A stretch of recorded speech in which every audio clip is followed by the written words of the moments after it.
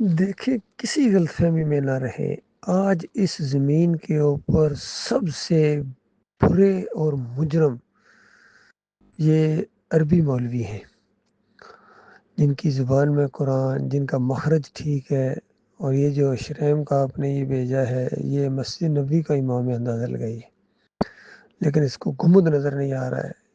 یہ اعتراض نہیں کر سکتا ہے کہ یہ دیکھو نبی علیہ السلام کی قبر کے اوپر گنبد بنا دیا۔ یہ سنت کے خلاف ہے، شریعت کے خلاف ہے، اور شرک اور یہ جو بت پرستی کی ابتدا اسی طرح ہوتی ہے۔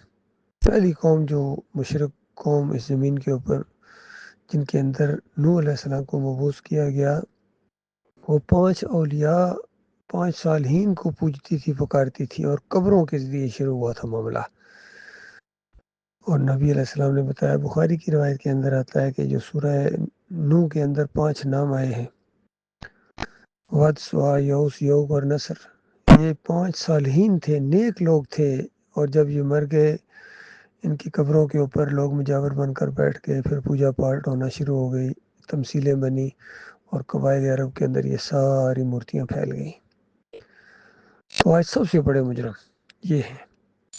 پھر عام عوام بھی ہے، ان کے بادشاہ لوگ بھی ہیں، سارے یہودیوں کے دست بستہ غلام ہیں، پوری معیشت کے اندر ان کے سود ہے، اور فحاشی کے ریکارڈ توڑنے کے یہ ارادے رکھتے ہیں۔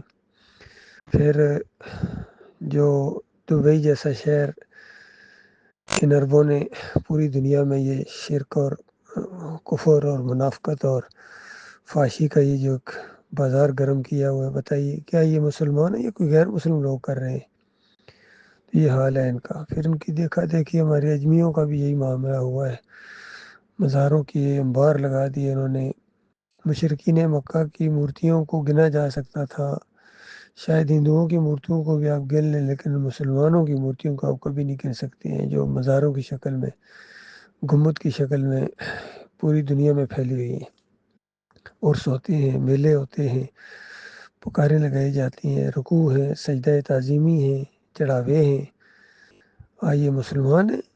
وہ جو کسی نے کہا کہ یہ مسلمان ہیں جنہیں دیکھ کے شرمائے یہود، یعنی یہودی بھی، اس دور کے یہودی یقین کریں، اور اس دور کے جو کافر مشرک ہیں اگر آج آ جائیں تو وہ کہیں کہ ہم اتنے بڑے کافر مشرک نہیں تھے، ہمیں تو ذرا بھی شرک کرنے کی اجازت نہیں دی جاتی تھی، اور ان کو سب کچھ اجازت ہے، سب کچھ کر رہے ہیں پھر بھی مسلمان ہیں۔